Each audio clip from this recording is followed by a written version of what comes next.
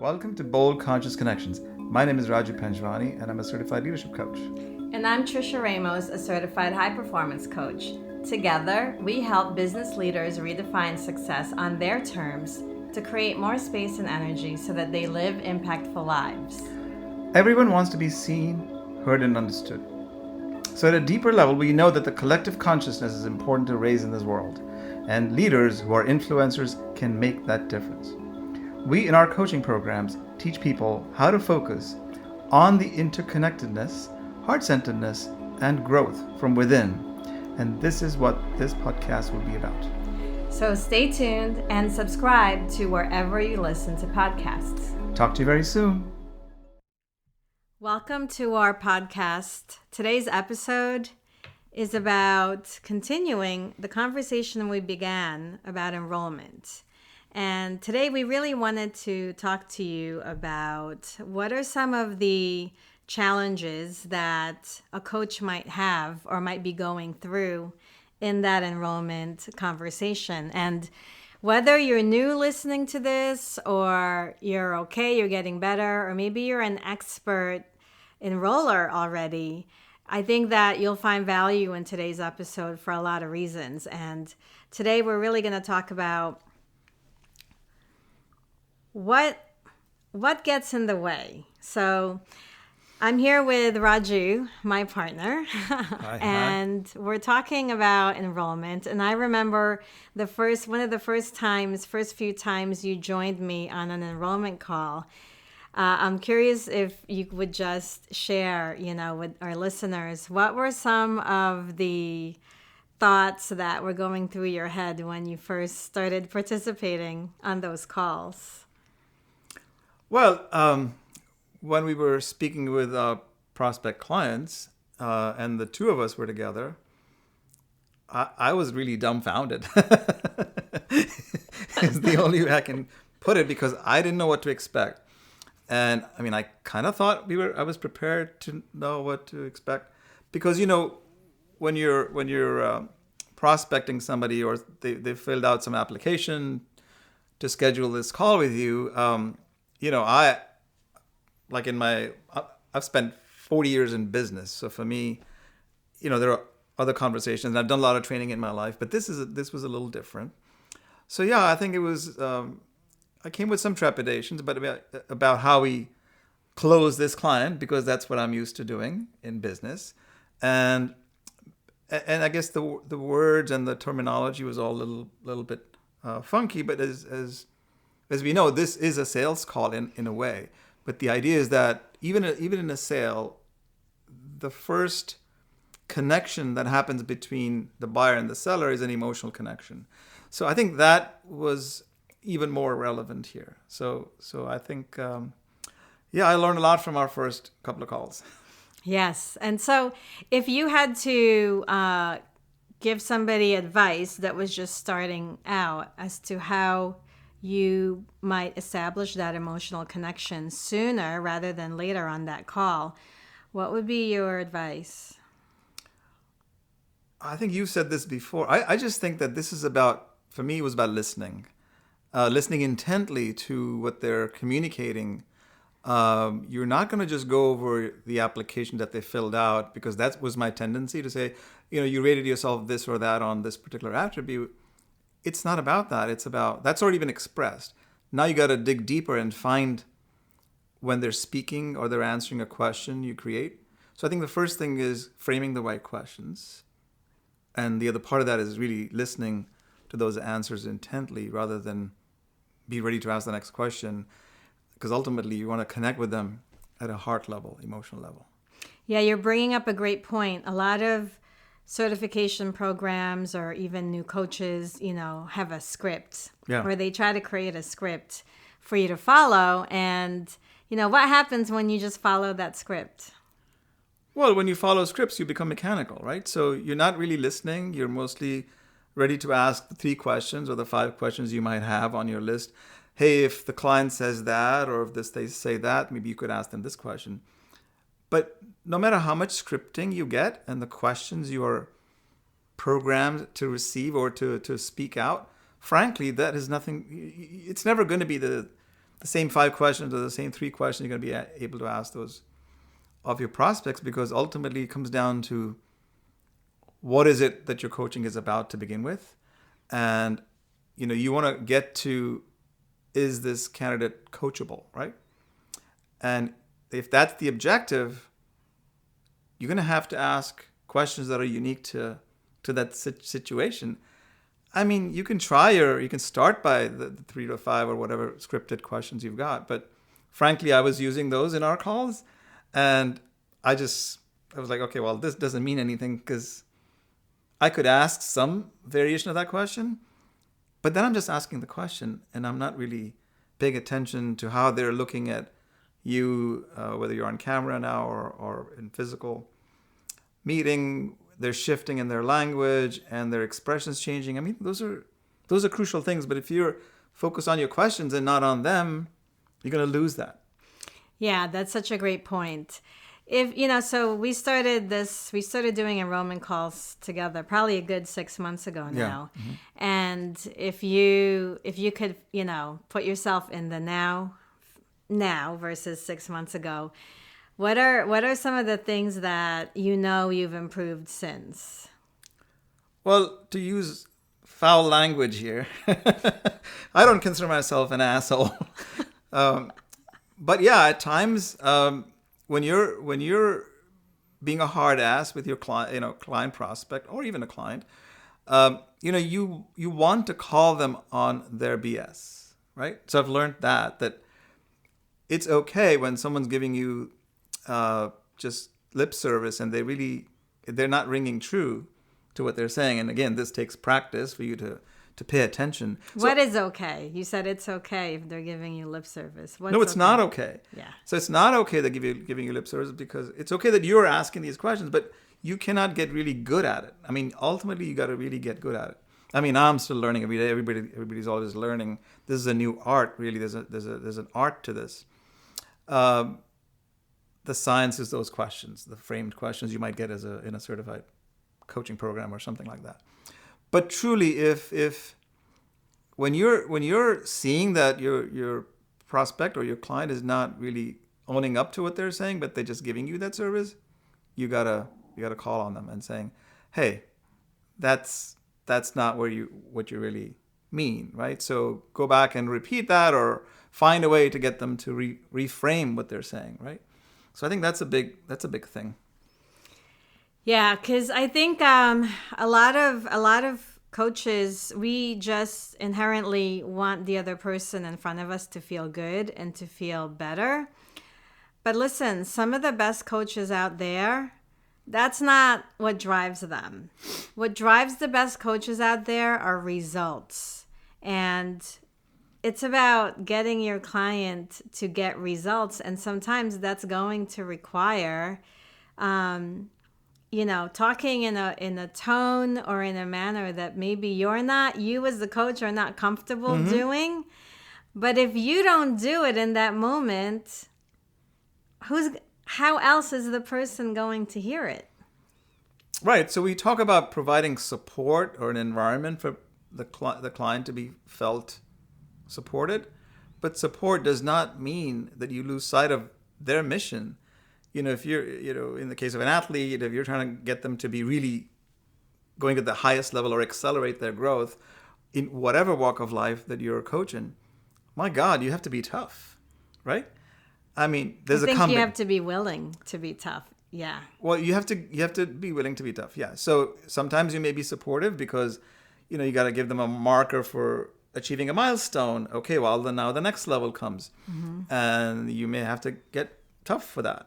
So you can celebrate small wins with them, but frankly, ultimately, your job as a coach is to help them really get to the highest level that they can. Ultimately, we're coaches because we're helping maximize the potential that the person that you're coaching, right? So because they could be whatever stage that they're at. You can start with them and where they are, but really your goal is to, otherwise they wouldn't engage you. They're there to get better. And that's a responsibility too for them. And if you don't or if you're not willing to get tough with them to put them where they are and then get them to the next level, you may, I mean, I've had that situation in small breakout rooms where I just felt like, oh, are you okay? Well, in the context of the enrollment conversation. Yes. Why is that important? This is the first conversation we're having with this client. But at that point, they've already filled out the application. They've already shared their deepest desires and their, challenges with us. So in that context, what would more coaches gain if they allowed themselves to actually be bold enough to say the thing that, needs to be said? Because I talk to a lot of our clients who are coaches, and a lot of them say they shied away from the opportunity, or they knew what they wanted to say, but they didn't say because they didn't want to hurt their clients' feelings. So I've been there. So, you're thinking, if in one case, I think on one of the calls, this person started crying or had literally tears in their eyes. And I felt like asking, are you okay? Right. Or I might even have asked that question. Well, that's not really, you're not, as a coach prospecting a client, you're not responsible for how they feel.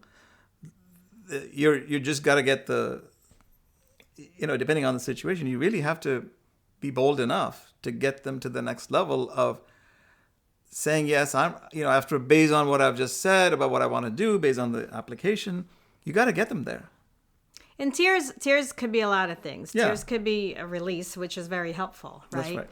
So I think, for me, I actually approach these conversations like, what if this person doesn't enroll with me and they never have another honest conversation with anybody else? Right? Yep. So I take that with the utmost seriousness, that if I started this conversation with them and they started going down a path of discovery, I'm going to take it as far as they're allowing. And then whether or not they enroll, they get off the phone forever changed in some way. Yes. And for me, that's more important than me thinking about whether they think I'm nice or I was pleasant. These conversations are never going to be pleasant. Yeah. So I learned that. I think that point is very, very important, because you can come across as an ass, as I said earlier. I said that more than that. But you can't worry about that. Your point is that you are going to do them a disservice if they get off the call after having established with you that they want this to be their goal or that to be their goal, and then they say, sorry, I'm not joining because of all the reasons. If we hadn't paid for certain services that we bought, or a product we bought because somebody sold us on them, I mean, my God, that would be a disservice to us if we didn't get to enjoy that product or the service in the normal, from it. Or grow from it. Because if you're a growth minded, you're obviously, if you're a coach, you're growth minded, and you want to, as you were saying earlier, impact other people's lives because of the experiences you might have had that you want to share.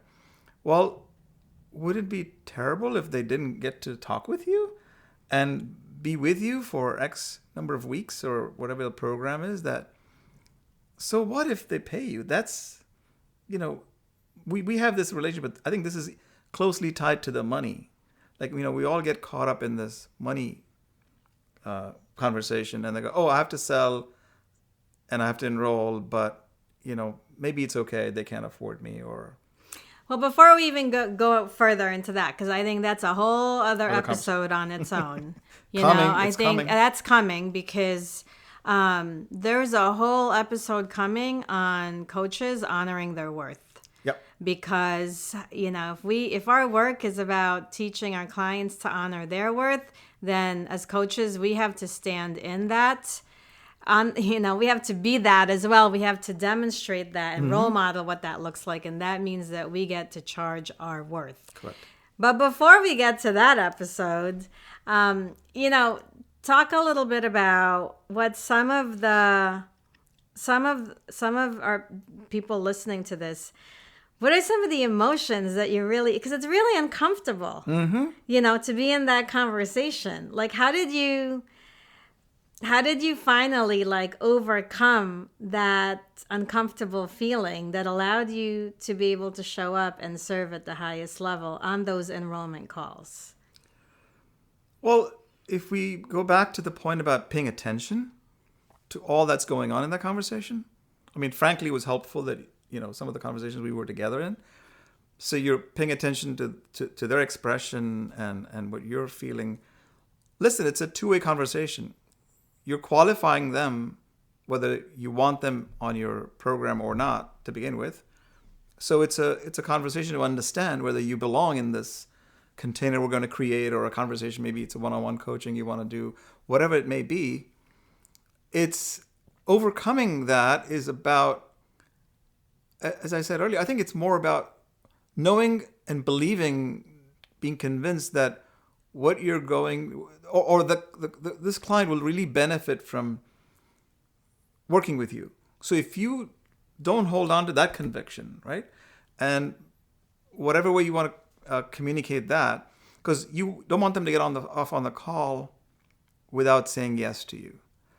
And sometimes they just need a little push over the edge. And so being prepared that I'm pushing you, but really it's for you. I'm arguing for you, right?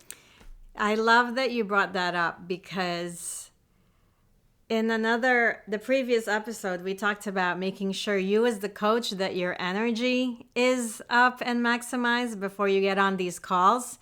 It's because you have to fight for your client when they don't yet have the confidence to fight for themselves. Mm-hmm. Enrollment is about fighting for your client and making that stand for them, because chances are they're not able to do it on their own yet. And that's why somebody needs a coach. And sometimes we don't know what we need because we don't know what we don't know. Right. And so in that, by you making a stand for them in that moment, you are demonstrating the power of what it feels like to have a coach. And that's why you can't back down. You can't get into your own head and retreat, right? So we literally have said to our clients, we're fighting for you right now because we know you're not strong enough to fight for yourself. Otherwise, you would have done it by now. For your dream. Otherwise, you would have done it. Yeah. Mm-hmm. So as we wrap this up, man, I could keep talking about this. But as we wrap up this episode, what's the one thing that you've learned about yourself as a result of having these enrollment calls? We've done so many now. What would be the thing that you didn't know about yourself, but now you know, having experienced these and having clients enroll, having some not enroll, whatever the outcomes might be? Whenever we're learning a new skill, we're learning not just the new skill, but we're learning something else about ourselves. What might that be for you? I think the biggest thing is that you had to overcome the fact that what I'm offering or what we're offering, is unique and different. Oh, this person has enough choices. They can go sign up for that program or that coach or that this or that. I think I let that get in the way a lot in the beginning for me. So knowing that, getting to know and be convinced that, your expression, my expression, our expression is unique in this world in the way we deliver it. It doesn't matter what others do, right? And that comes from, of course, many other ways that we've learned, but that was the biggest learning for me. Hey, I'm good enough, I'm unique, and whatever it takes for me to express who I am with power, because we all give up personal power all day long to many things we think, are serving us, and they're not. So I think dissipating that energy is not helpful to you. So if you really believe you want to be a coach and you are going to be the change that you say you want in the world, then I think you have to own up to it. And that, I think, for me is the biggest, we can call ourselves coaches or whatever the world is. People, poo-poo this and poo-poo that. I don't really care. So if I'm convinced that this is something that I can express in my own way to the world, then I stand in that. That is so good. That is so good, because that is all anybody could ever ask for. And it's an abundant world, over 7 billion people, and we all can use help. And so if you're listening to this, you are doing the work that you're doing because somebody out there needs it. And you're going to attract who you're going to attract because of who you are, not because of who you're copying or who you're duplicating. So be yourself. Don't be afraid to be unique. In fact, celebrate your individuality. Celebrate your own experiences and the wisdom that you've gained from them. And loudly and boldly speak about all that and attract your clients so that you can begin creating the impact that is only yours to create. You know, we love to tell our clients that there's a space they fill, only they can fill, and the thing they do that only they can do. And that's really what you're saying here. So thank you for reinforcing that. And one tip on that is, as I said earlier, I think it's this conversation is also about you qualifying the client. So it's not about you selling, but it's about you deciding whether you want to work with them. So when you use that as a way, that gives you more strength and the feeling of power within you to say, it's okay, this is just a conversation. Whatever the outcome is, I'm going full on. And if I'm truly helping this person, and once I qualify that they're the right person for me to help, then you just go all out. There's nothing to back down from. Amazing. Amazing. Well, this conversation is near and dear to us because we know that this is one of the key components of creating that impact, is actually being an enrolling whoever you are. You could be a teacher. You could be a businesswoman. You could be, a dad staying at home during these times. But be enrolling in everything that you do, be enthusiastic about it, enjoy it, embrace the challenges, and be the best that you could be in it. And, I think that if we allowed ourselves to enjoy every bit of what it is that we had to do all the time, then we don't really have to do anything anymore. It becomes something that we want to do. So thank you for tuning in today, and we hope that you subscribe, download this episode, maybe forward it to another coach or someone who needs to hear it. And you can reach us at livemasterminds.com. On Instagram, you can look for Bold Conscious Leaders, because that's our handle, and also on Facebook, Live Masterminds. So we look forward to seeing you somewhere. Take care.